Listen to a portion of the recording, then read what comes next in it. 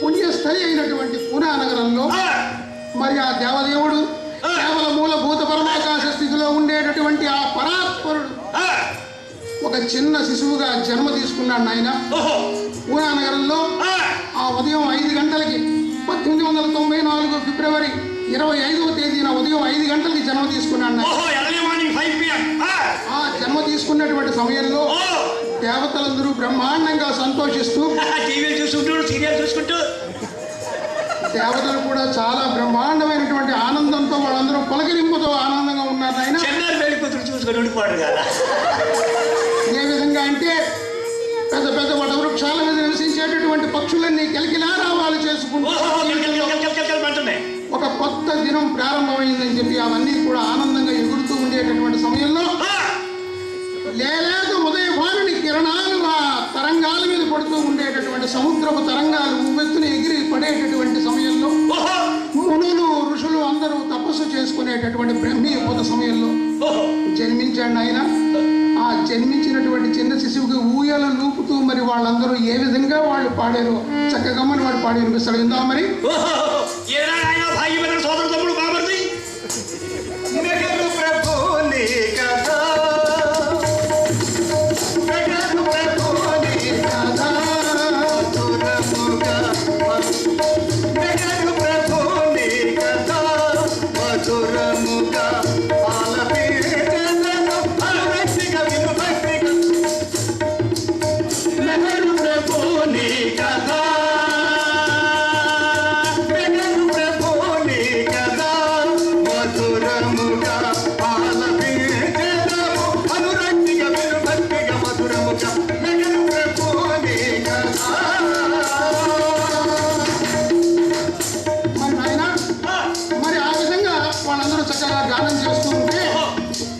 మరి ఆ సృష్టిలో ఉన్నటువంటి మిగతా మునులు ఋషులు వాళ్ళందరూ కూడా భగవంతుడు ఏ విధంగా ప్రార్థన చేస్తారో మనం వాడు పడేది. ఏ విధంగా ప్రార్థన చేస్తున్నారా నాయన?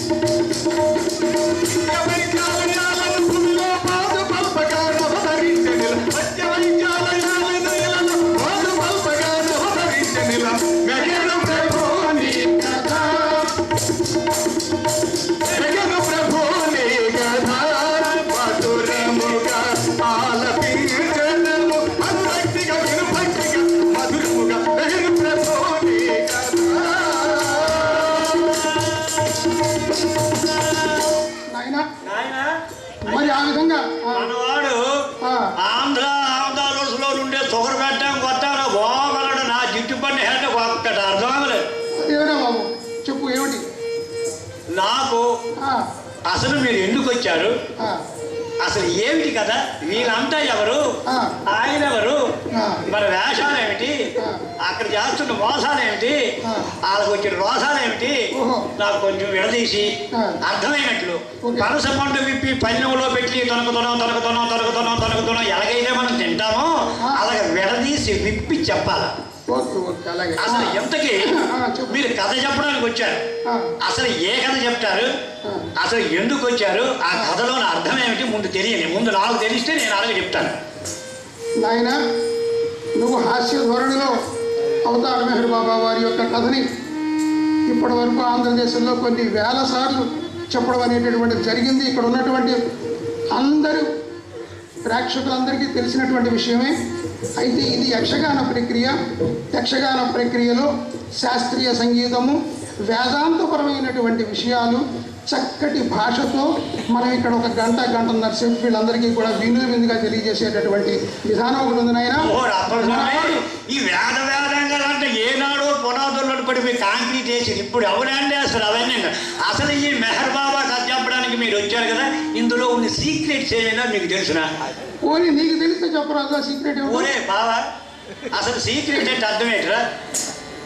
యదా యదా హి ధర్మస్య వదండి గ్లానిర్భవతి భారత అభ్యుత్థానమధర్మస్య తదాత్మానం స్మృజామ్యహం పరిత్రాణాయ సాధూనాం వినాశాయ చ దుష్కృతాం అవును సరే సంస్థాపనార్థాయ సంభవామి యుగే యుగే సంభవామి యుగే యుగే. అది రా నాయన సీక్రెట్. తమ్ముడు ఈ సీక్రెట్ అంటే గుట్టు అని అర్థమైంది. అసలు ఈ గుట్టులో ఈ గుట్టు అంటే నీకేం తెలుసునా? మాకైతే తెలియదు, ఈ భాషలో మాకు ఇదే తెలుసు. నా భాషలో నేను చెప్తాను, జాగ్రత్తగా వినండి.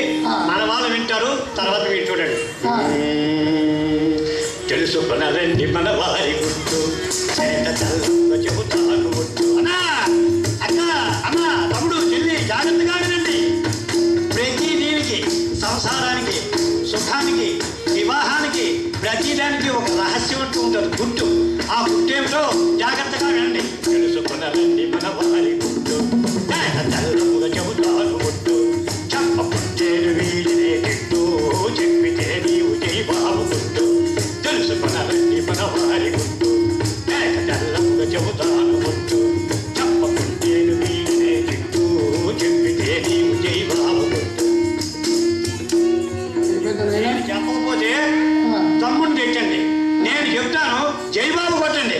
అసలు ఏమిటి మొట్టమొదట స్టేజ్ కొండాలి మంచి డెకరేషన్, స్టేజ్ కొండాలి మంచి డెకరేషన్, మనిషి కొండాలి ప్రతిరోజు మోషన్, ప్రతి కొండాలి ప్రతిరోజు రేషన్. స్టేజ్ కొండాలి మంచి డెకరేషన్, మనిషి కొండాలి ప్రతిరోజు రేషన్. ఇది స్టూడెంట్ల కేసీల ఫ్యాషన్, నాటకాల బ్రోకర్లకు కమిషన్. తెలుసుకున్నదండి మన వారి గుట్టు తెల్లముగా చెబుతాను గుట్టు.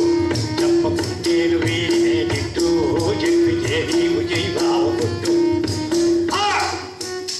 చివరిగా హాస్యగానికే ఉండాలి డబ్బు, హాస్యగానికే ఉండాలి డబ్బు. కొత్త చుట్టానికి ఉండాలి పప్పు, కొత్త చుట్టానికి ఉండాలి పప్పు. హాస్యగానికే ఉండాలి డబ్బు, ఊరిపై తిరిగి వెతవలకి అప్పు. నేను చెప్పింది అందరికి తప్పు. తెలుసుకున్నారండి మన వారి గుట్టు తెల్లముగా చెబుతాను గుట్టు. చెప్పకుంటేను వీడినే తిట్టు చెప్పితే నీవు జై బాబు గుట్టు. మమ్మల్ని కలసేపనిస్తావా నాయన? ఓ తప్పకుండా. అసలు బాబా కథ చెప్తానంటున్నాయి కదా, ఈ బాబా మనకి ఏమి ఇచ్చాడు, ఎందుకు ఇచ్చాడు, అది నాకు కావాలి. నాయన నేను ముందే చెప్పాను, నేను డౌట్ బ్యాక్ జనరల్, నాకు ప్రతిదీ అర్థం కావాలి. నా జిట్టుపడిన హద్దుకి గుడ్డనిపించాడు చెప్తేనే. ఈ అవతార మెహర్ బాబా వారు ఇంతకుముందు మనవాడు చెప్పినటువంటి విధంగా ప్రతి ఒక్క యుగంలోని ఎప్పుడైతే ధర్మజ్యోతికి గ్లాని కలుగుతుందో, అధర్మం ఎప్పుడైతే పెంచి పెరిగిపోతుందో అటువంటి సమయంలో అవతార పురుషుడు జన్మిస్తాడు. ప్రతి యుగంలో జరిగినట్టుగానే ఈ యుగంలో ఆయన ఇప్పుడు మానవ దేహాన్ని ధరించి మన మధ్యకు వచ్చి ప్రేమ అనేటటువంటి సందేశాన్ని మన అందరికీ చాటి చెప్పడానికి ఒక ఆనందమయమైనటువంటి మధుర మోహన మూర్తిగా మనందరి మధ్యకి వచ్చి ఆయన మనందరికి ప్రేమనిచ్చాడు. మన ఆ విధం ఆ అవతారి యొక్క కార్యక్రమం ఎలా ఉంటుందో మచ్చుగా మనవాడు ఒకటి చిన్న మాట పాడి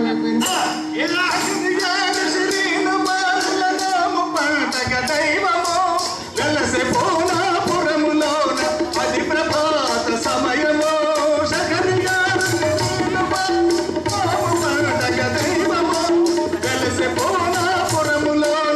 అది ప్రభాత సమయము దేవదేవుని రాకతో ఈ పొడని కాచెను ధన్యము.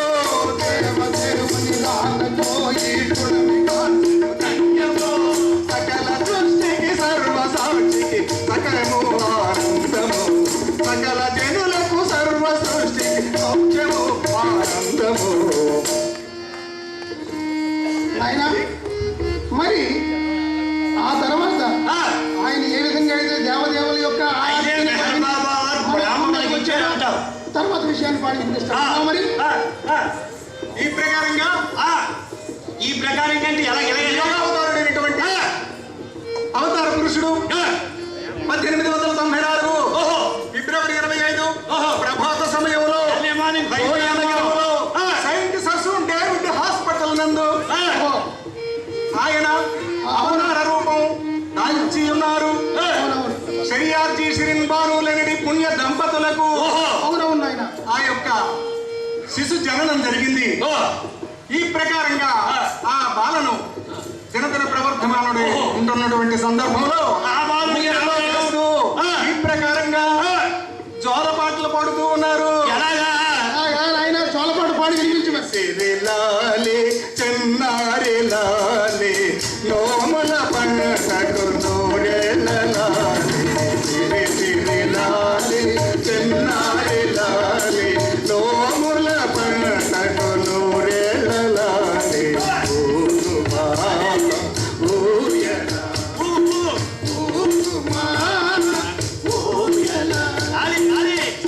సిరిలాలి చెన్నారి లాలి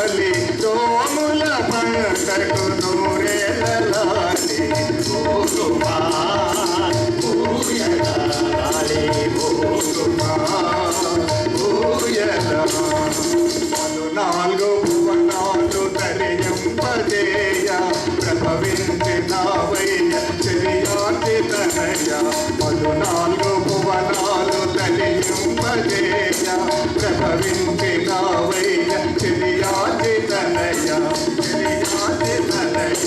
కలలెన్నో కన్నాము నీరాగ తెలిసి కలలెన్నో కన్నాము నీరాగ తెలిసి కలలెన్నో కన్నాము నీరాగ తెలిసి ఫలింపజేయుమా అరుదైన బాబా అవతార మేఘే అరుదైన బాబా అవతార మేఘే ఓగుమా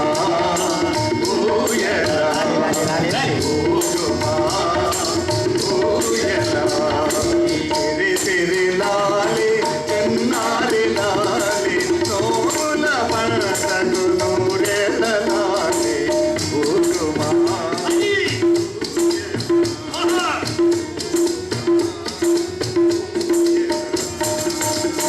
ఒరే నాయనా, ఆయన దినదిన ప్రవర్ధమానమై కుర్రవాడు చక్కగా వెలుగుతూ ఉన్నాడు.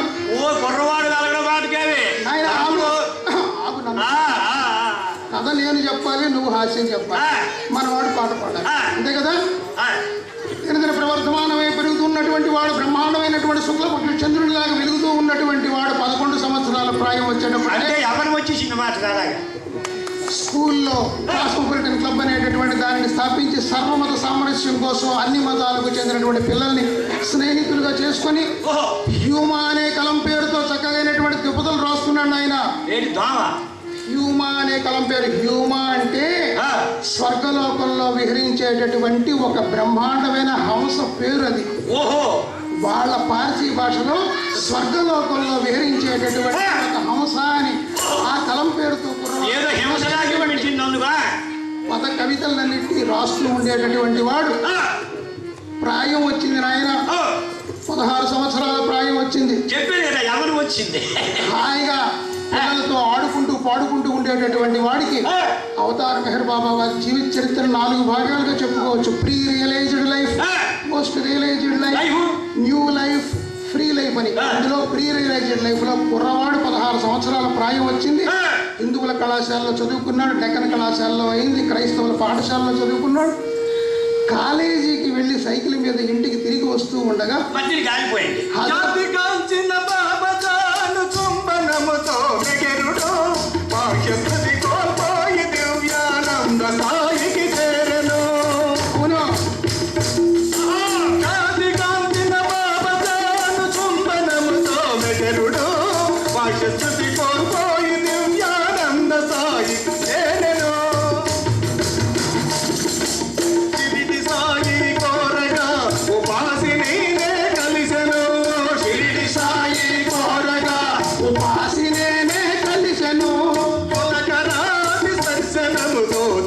ప్రకటన జరిగెను కులకరాది స్పర్శనముతో దివ్య ప్రకటన జరిగెను. మరి నాయన ఆ విధంగా 5 సద్గురువుల్ని సాంగత్యం చేసిన తర్వాత అంటే ఏ విధంగా మరి ఆ కుర్రవాడు ఎప్పుడైతే హజరత్ బాబాజాన్ ఆ కుర్రవాడిని ఇక్కడ ఈ ఆజ్ఞా చక్రం అనేటటువంటి దగ్గర ఎప్పుడైతే చుంబనం చేసిందో బ్రహ్మాండమైనటువంటి ఒక దివ్య లోకంలోకి విసిరివేయబడ్డాడు ఆయన.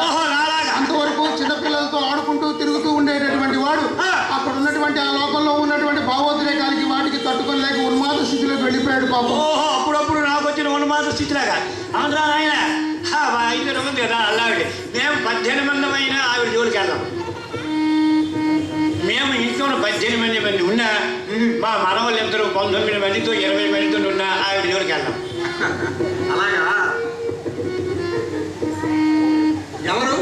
మా ఆవిడ. మా ఆవిడే నా భుజానికి ఆవిడ. ఆవిడ కూర్చుంటే ఉంటారు పెద్ద చావిడి. ఆవిడే నా తెల్లం, నా నోటికి కళ్యాం. అందుకే మేము ఎంత గొప్ప పరమైనా ఆవిడ జోలికి వెళ్ళాం. మా ఆవిడ అంటే నాకు ఎంత ముద్దు. అయినా నేను ఎప్పుడు మా ఆవిడకి వద్దు, తిరిగి మా పొద్దు. విన్నావా లేదు? మరి నాయన నీ ఉన్మాద స్థితి గురించి నువ్వు చెప్తున్నావు. అవతార్ మెహర్ బాబా వారు బ్రహ్మాండమైనటువంటి ఆ దివ్య చైతన్యపు స్థితిలో నీలో ఉండేటటువంటి ఆ చైతన్య స్థితి మాటగా ఇప్పుడు గుర్తొచ్చింది నాకు. మర్చిపోయి ఎక్కువైపోయింది. అసలు సంగతి చెప్పడం మర్చిపోయాను. నువ్వేటి అనుకోకు, నేనేటి అనుకోను, మీరేటి అనుకోకండి. ఓ సోదర సోదరి మనులారా, ఆదరించి అభిమానముంచి ఐ టోల్డ్ స్పీక్ పాయింట్ చాహతా హూ, కుछ బోల్తా హూ. బాబా వారు మనకు ప్రాణిత్యాన్ని చెప్తున్నారు. కాబట్టి మనందరం నేటి నుంచి ప్రేమ పెంచుకొని ప్రేమ పంచుకొని అధిక కాలం నడపాలోయ్, మెహరుని నామం చేయాలోయ్, మెహరుని జంటకు చేరాలోయ్. ప్రేమ పంచుకొని ఆహా ఆహా ఆహా ఆ, ప్రేమ పెంచుకొని అధిక నామం చేయాలోయ్, మెహరుని జంటకు చేరాలోయ్, మెహరుని పరనం చేయాలోయ్. హాయిగా ఉండాలోయ్. ఈ ప్రేమట బలేటి ప్రేమ, బాధలను దృంచి ప్రేమ, బలేటి ప్రేమ, బాధలను దృంచి ప్రేమ, ఎదల నుండి ప్రేమ, మెహేలు దివ్య ప్రేమ. కాబట్టి ప్రేమ పెంచుకొని ప్రేమ పంచుకొని అధిక కాలం గడపాలోయ్, మెహరుని చెంతకు చేరాలోయ్, మెహరుని మరణం చేయాలోయ్. హాయిగా సహవాసుకి వెళ్ళాలోయ్. శభాష్ నాయన. అవతార మెహర్ బాబా వారి కథలో అసలు ఈ భూమి మీదకి కొత్తగా వచ్చాడు మెహర్ బాబా వారు. క్రొత్తగా భూతలమున మెహరురాగా. మీరు ఏమీ బాధపడద్దు, మీరు ప్రేమించండి. మీరు ప్రేమించకపోయినా నేనే మిమ్మల్ని ప్రేమిస్తాను అన్నా మన జిడ్డుపని హెడ్డలకి అర్థమవలేదు. క్రొత్తగా భూతలమున మెహరురాగా వచ్చి చెప్తున్నాడు, కమాల్ అంటూ మీ నన్ను ప్రేమించండి, యు లవ్ మీ. ఏల గిట్టుల చింతింతురో ఈ జనాభా, కావరావయ వేగవో మెహరు బాబా.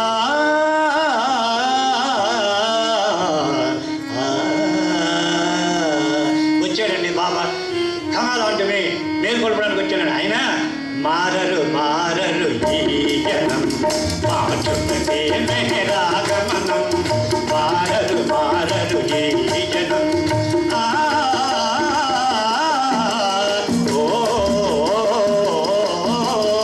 అక్క అన్న చెల్లి తమ్ముడు, దారి అన్ని అక్క చెల్లి తమ్ముడు, అక్కలు చెల్లెలు వ్రతముల నోముల కోసము తహతహ పొడుదురు పాపము.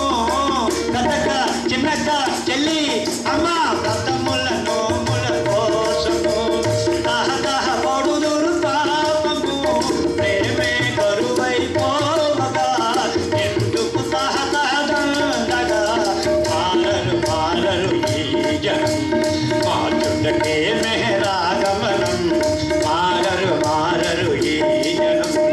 ఇక్కడి నుంచి మారుతారు, ఈ కథ కట్టించే తర్వాత ఏం జరిగిందైనా మానవుడైన ప్రభుని కార్యము, దైవ మానవుడైన ప్రభుని కార్యము, సర్వమానవ కోటి నొసరించే కార్యము, సర్వమానవ కోటి నొసరించే కార్యం. ప్రేమ జీవనమందు జరిపేటు ఆ కార్యం, ప్రేమ జీవనమందు జరిపేటు ఆ కార్యం. సకల చరాచర జీవ జగతికే సానుకూల కార్యం, సకల చరాచర జీవ జగతికే సానుకూల కార్యం. సృష్టి స్థితి లయ కార్యాచరణకు సహకరించు కార్యం, సకల చరాచర జీవ జగతికే సానుకూల కార్యం. సృష్టి స్థితి లయ కార్యాచరణకు సహకరించు కార్యం. శాశ్వతం అగణితం, శాశ్వతం నిరుపమాన నిర్విఘ్న కారకం. సదమల చేరితోని కథ వినిపించెదా, సదమల చేరితోని కథ వినిపించెదా. పదములు ఆ ప్రభునివే, పదములే ప్రేమకు సంకేతమే. ఈ విధంగా కుర్రవాడు ఎప్పుడైతే విశ్వమానవ కార్యక్రమాన్ని మే 2వ తేదీ 1952లో ప్రారంభించి పాదయాత్రలు చేస్తూ ఆ విధంగా ముందు పూనా నగరానికి వెళ్ళి పూనా కృష్ణానగరం నుంచి బొంబాయి నగరం వెళ్ళి అక్కడి నుండి మళ్ళీ సాకూరి వెళ్ళి ఆ విధంగా కార్యక్రమాలు చేస్తున్నటువంటి వాడు 3 సార్లు పర్షియా దేశాన్ని పర్యటించాడు. ప్రేమ అనేటటువంటి సందేశంతో ప్రపంచ పర్యటనలు ప్రారంభించి 1925వ సంవత్సరంలో మౌనాన్ని ప్రారంభించాడు. మెహరాబాద్ అనేటటువంటి స్థలంలో చక్కనైనటువంటి ఆశ్రమాన్ని స్థాపించుకొని ఆ ఆశ్రమంలో మౌనాన్ని ప్రారంభించి మనకి ఈ విశ్వానికి కావలసినటువంటి ఆధ్యాత్మిక రహస్యాలన్నీ ఉండేటటువంటి 2 గ్రంథాలను మనకి ఇచ్చాడు. అందులో ప్రవచనాలు అనేటటువంటి గ్రంథము, భగవద్వచనం అనేటటువంటి గ్రంథము, ఈ 2 గ్రంథాలని కూడా మనకి ఇచ్చిన తర్వాత 1929వ సంవత్సరంలో మొదటిసారిగా విదేశీయులు మన భారతదేశం వచ్చినటువంటి సందర్భంలో చింతమణి గారు మీరు అది ఆపేసండి ప్లీజ్. 1931వ సంవత్సరంలో ఇంగ్లాండ్ దేశానికి మెహర్ బాబా వారు వెళ్ళడం జరిగింది. ఈ సందర్భంలో ఆయన బ్రహ్మాండమైనటువంటి అందంతో వెలిగిపోతూ ఉండేటటువంటి ఆయన యొక్క ఆ దివ్యమైనటువంటి మంగళ స్వరూపాన్ని విదేశీయులు వాళ్ళు చూసినటువంటి సందర్భంలో మన శంకర శ్రీరామారావు గారు రాసినటువంటి బ్రహ్మాండమైనటువంటి పద్యం అజరామరంగా ప్రేమికుల నోట్లో ఆ విధంగా ఉండిపోయేటటువంటి పద్యం అది.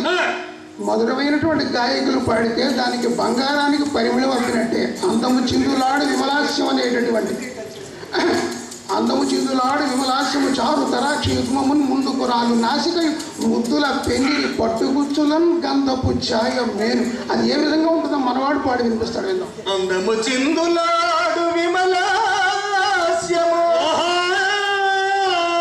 అందము చిందులాడు విమలాస్యము చారు తరాక్షి యుగ్మమును ముందుకు వ్రాలు నాసికయు, ముందుకు వ్రాలు నాసికయు ముద్దుల పెన్నెట పట్టుకుచ్చుల గంధపు ఛాయమేను, గంధపు ఛాయమేను పసికందుని నవ్వు విశాల పాలమో విందనరేచు విందనరించు బెగరు బింబము సందము కన్నుతో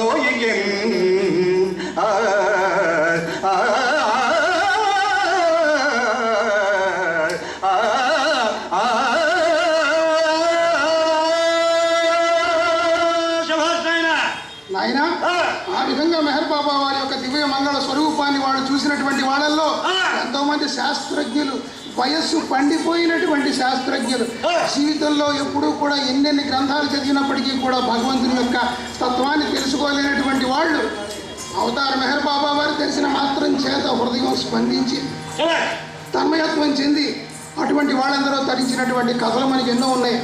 అయితే మనకి సమయాభావం కూడా ఉంది. కథని మనం కొంచెం లేటుగా స్టేజ్ మీదకి వచ్చాం కాబట్టి మనం ముందుకు వెళ్ళాలి, జనాన్ని రంజింపజేయాలి, మధురమైన గానాన్ని వినిపించాలి, కథను కూడా వినిపించాలి.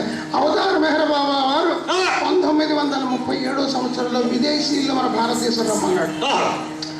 నాసిక్ అనేటటువంటి ప్రదేశంలో బ్రహ్మాండమైనటువంటి కార్యక్రమాన్ని చేశాడు ఆయన. ఆ కార్యక్రమం అయిన తర్వాత అవతార మెహర్ బాబా వారు మస్తుల కార్యక్రమాన్ని ప్రారంభం చేశాడు. ఈ మస్తుల కార్యక్రమం అనేటటువంటి దాన్ని ఆయన అది ఆ మస్తులతో మంతనాలు, పస్తులతో తపశ్చర్య, ప్రాక్పశ్చిమ సహవాస రసం, మస్తులతో మంతనాలు అనేసారు. మస్తులు అనేటటువంటి వాళ్ళందరూ కూడా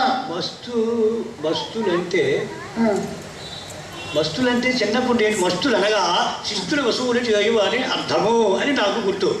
అది నువ్వు మొట్టమొదటి యక్షగానం చెప్తున్నప్పుడు అలాగే చెప్పేవాడివి, కానీ ఇప్పుడు కాదు. 35 సంవత్సరాలు సర్వీస్ అయిపోయింది నీకు యక్షగానంలో. అయితే ప్రస్తుతంతో శిస్తు వసూలు చేయాలన్నమాట. కాబట్టి నువ్వే ఒక మస్తుగా మారిపోయావు, నీకు తెలియదు సంగతి.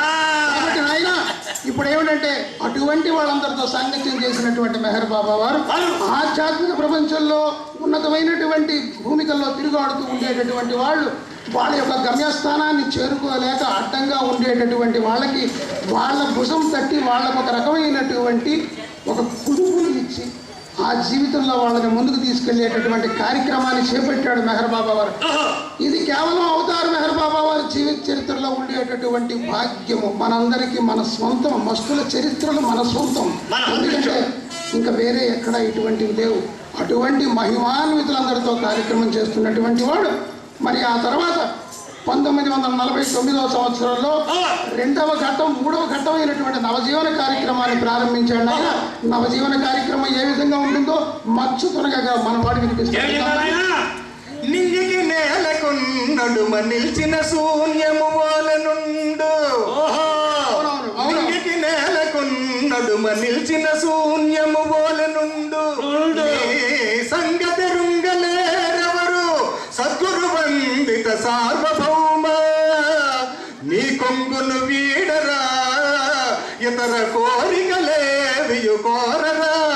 మరే పంగిగ నీదు ప్రేమ సుత పానము చేతుర మేఘరీశ్వర.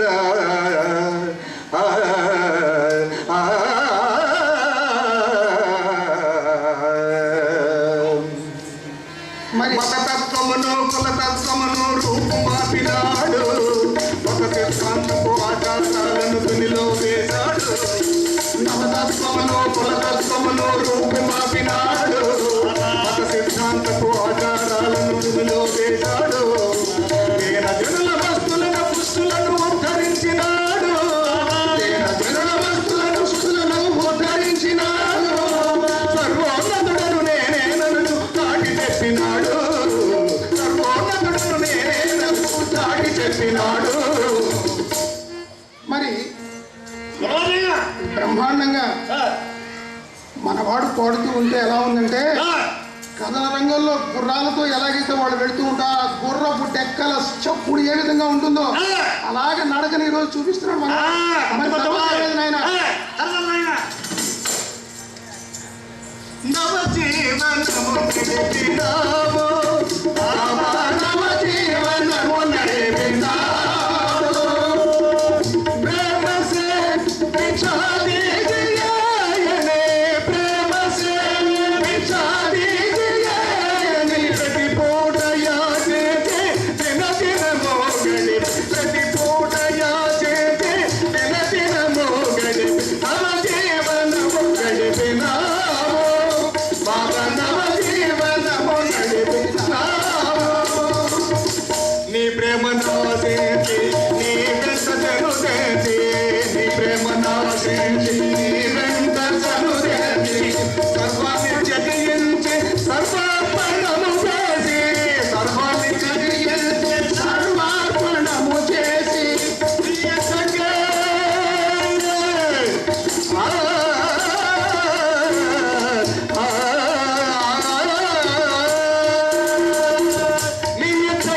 నిత్య సంతృప్తులని మనినా. నిత్య సంతృప్తులని మనినా. ప్రేమ పాత్రులను సాధించే సోగింపని. ప్రేమ పాత్రులను సాధించే సోగింప. నవజీవనము గడిపినావు. నవజీవనము గడిపినావు. నాయన ఇలాగ నవజీవనాన్ని చేసినటువంటి వాడు 1951వ సంవత్సరంలో అక్టోబర్ 16వ తేదీన మన ఆంధ్రదేశంలో, అవిభాజ్య ఆంధ్రదేశంలో ఒకప్పుడు ఉన్నటువంటి ప్రాంతమైనటువంటి ఖాసాగూడ అనేటటువంటి స్థలములో మనోనాశ కార్యక్రమాన్ని చేశాడు ఆయన. 8 రోజుల పాటు జరిగింది ఈ కార్యక్రమం. ఈ కార్యక్రమం జరిగింది మనందరికీ గర్వకారణం. రేపొద్దున 18వ తేదీన అక్కడ ఒక బ్రహ్మాండమైనటువంటి సంబరం జరుగుతోంది. అనేక మంది అక్కడికి చేరుకు వస్తున్నారు. అక్కడ ఉన్నటువంటి 2 ఎకరాల స్థలాన్ని మన భావి ఇప్పుడు మనకు ఉన్నటువంటి తెలంగాణ మంత్రివర్యులైనటువంటి ముఖ్యమంత్రి వర్యులు మనకి ఇవ్వబోతున్నారు ఆయన. మరి ఆ సహవాస కార్యక్రమానికి ఎన్నో ప్రదేశాల నుంచి ఎంతో మంది అక్కడికి వెళుతూ ఉన్నారు. అంతేకాకుండా అది భావి తరాల్లో బ్రహ్మాండమైనటువంటి పుణ్యక్షేత్రంగా మారబోతోంది. అటువంటి ఆ కార్యక్రమం అయిన తర్వాత 52వ సంవత్సరంలో ఉత్తరప్రదేశ్ వెళ్ళాడు బాబా. ఉత్తరప్రదేశ్ అక్కడికి వెళ్ళిన తర్వాత 53లో ఆంధ్రదేశం వచ్చాడు ఆయన. ఆంధ్రదేశ పర్యటనలో తెలుగు వాళ్ళు, తెలుగు కవులు, ముఖ్యంగా భాస్కర్ రాజు గారు లాంటి వాళ్ళు ఆయన ఎదురుగా కూర్చొని పాడుతూ ఉంటే సంగీత ప్రియుడైనటువంటి మెహర్ బాబా వారు ఆయన ఎంత పులకించిపోయాడో మనవాడు మచ్చు తనకగా ఒక్క పల్లవి చరణం పాడి వినిపిస్తాడు. నీ వదనారవిందమును నీ చిరునవ్వును కాంచినంతనే నా వెదలన్నీ నికముగా నన్విడిపోయను భక్తలోలా నా జీవిత నౌక నీ దరికి చేరగ నిమ్ము దయాపయోనిధి పవన నామ బాబా నన్ను పాలన చేయర మేఘరీశ్వరా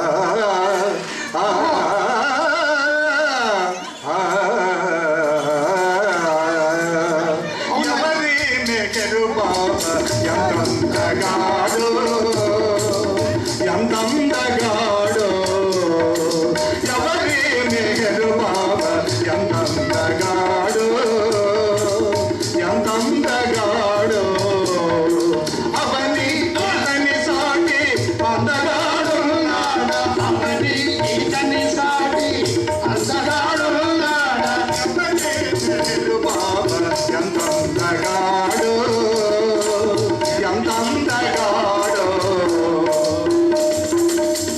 ఎందడు కనలేదే ఈ దివ్య సౌందర్యం పున్నమి చంద్రుడు చిన్నపడ్డాడేమో ఎన్నడు కనలేని దివ్య సౌందర్యం పున్నమి చంద్రుడు చిన్నవాడేమో భగవానలే ప్రేమ మత్తులో పడుతోండ భగవానలే ప్రేమ మత్తులో పడుతోండ మగవారు ఇంకెంత రాగమయులవుతారు మగవారు ఇంకెంత రాగమయులవుతారు ఎవరి మేఘరు బాబా ఎంత అందగాడు ఎంత అందగాడు 14 లోకముల ప్రభువు నేనంటాడు 14 లోకముల ప్రభువునేనంటాడు.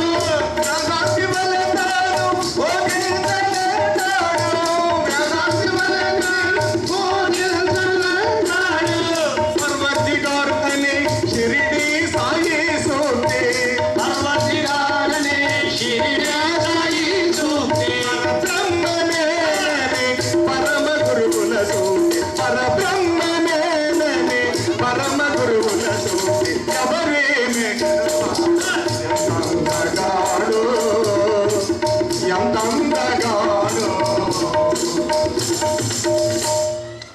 మరి నాయన 1953 సంవత్సరంలో సెప్టెంబర్ 7వ తేదీన నేను I am the highest of the high అనేటటువంటి బ్రహ్మాండమైనటువంటి సందేశాన్ని ఇచ్చాడు ఓహో ఉన్నతోన్నతుడు నేనేం కాదని పేరు మాట అని చెప్పాడు. 1954లో ఫిబ్రవరి 10వ తేదీన ఆయన నేను అవతారం నేను ప్రకటించుకున్నాడు. ఆయన ఓహో 1954 సంవత్సరంలో మన ఆంధ్రదేశం మళ్ళీ రావడం జరిగింది. అది మళ్ళీ ఆంధ్రదేశం వచ్చినప్పుడు బ్రహ్మాండమైనటువంటి సంకీర్తనలు చేశారు. కథలో కొంచెం ముందుకు వెళదాం, వచ్చిన తర్వాత సోదరుడు పాడతాడు. అలాగే 54 సంవత్సరం అయిపోయిన తర్వాత 1955 సంవత్సరం. కానీ ఈ లోపుగా 1952 సంవత్సరంలో అమెరికా దేశానికి బాబా వెళ్ళాడు. వెళ్ళారు. మిట్లీ బీచ్ అనేటటువంటి బ్రహ్మాండమైనటువంటి ఒక కేంద్రాన్ని ఇద్దరు స్త్రీలు నెలకొల్పారు నాయన. ఓహో. దాని సందర్శనార్థం అక్కడికి వెళ్ళినటువంటి వాడికి ఆయనకి ఘోరమైనటువంటి కారు ప్రమాదం జరిగింది. అయ్యో. ఈ ఘోరమైనటువంటి కారు ప్రమాదంలో ఆ. ఆయన యొక్క శరీరం నుజ్జు అయిపోయింది నాయన. ఆ.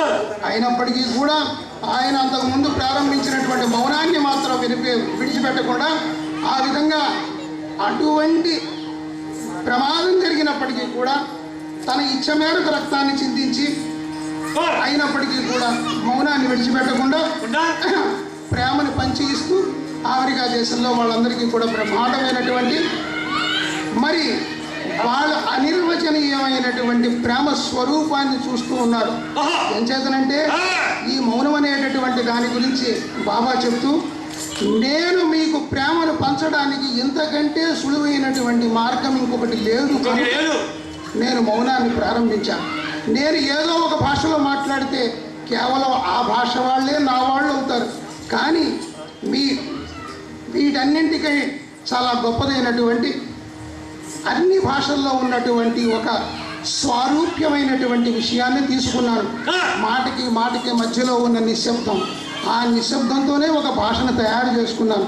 ఈ భాషలో నా చేతి సంజ్ఞల ద్వారా అక్షర ఫలకం మీద నేను రాసినటువంటి సందేశాల ద్వారా ప్రపంచంలో ఉన్నటువంటి ఏ భాష వాడైనప్పటికీ కూడా, పశుపక్షాదులైనప్పటికీ కూడా, జంతుజాలాలైనప్పటికీ కూడా నా సందేశాన్ని తీసుకుంటాయి, ఆనందాన్ని పొందుతాయి. ఎందుకంటే ఈ సృష్టిలో ఉన్నటువంటి సమస్త జీవరాశులు నావే, అవన్నీ నాకు చెందినటువంటివే, వాటన్నిటిలో అంతర్లీనంగా ఉండేటటువంటిది నేనే. కాబట్టి నాయన మరి ఆ విధంగా బాబావారు అక్కడ కార్యక్రమం అయిన తర్వాత 1955వ సంవత్సరంలో మనకి మెహరాబాద్లో ఒక సహవాస కార్యక్రమాన్ని ఏర్పాటు చేశారు. ఈ సహవాస కార్యక్రమం ప్రకారంగా అక్కడ చక్కనైనటువంటి కవాలి ప్రోగ్రాంలు కూడా జరిగాయి. మనవాడు మచ్చుతునగ్గా తాను రాసినటువంటి ఒక చక్కనైనటువంటి కవాలి మట్టులో ఉన్నటువంటి పాటను పాడి వినిపిస్తారు. సగుణ సాకారమున సకల జనులను బ్రోవా, ప్రేమ సాగరుడవని ప్రభవించిన వేళ, తూర్పు పడమరలందు ప్రేమ సందోహమై ప్రేమ సహవాసులకు పిలుపునిచ్చెనో ఏమో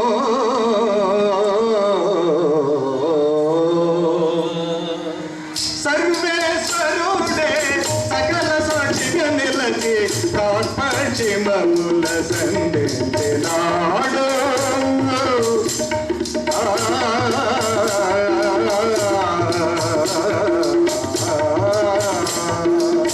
సర్వేశ్వరుడే సకల సాక్షిగా నిలచి పశ్చిమముల సంధించినాడు.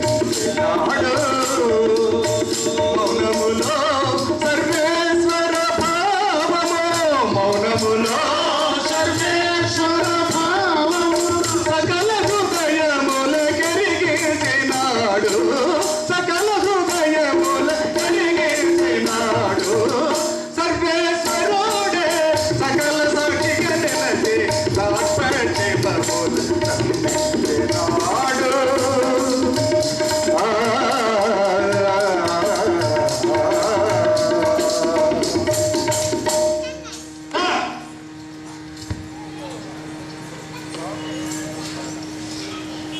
ఆ విధంగా నాయన ఆంధ్రదేశంలో కూడా బాబావారి యొక్క కేంద్రాలు అనేకమైనటువంటి కేంద్రాలు మనవరాజు సర్వేశ్వరుడు సగవన్నీ చెప్పాడు.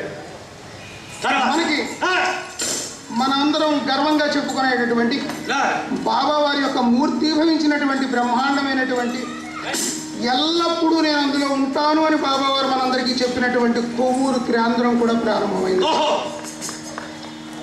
ఈ కొవ్వూరులో ఉన్నటువంటి బాబావారు ఎక్కడైతే కర్మకాండలకు విస్తృతమైనటువంటి ప్రాధాన్యత ఇస్తారో అటువంటి గోదావరి నది తటంలో అటుపక్క కర్మకాండలు చేసేటటువంటి రాజమండ్రి అయితే యువతల పక్క తాను నిలబడ్డాడు.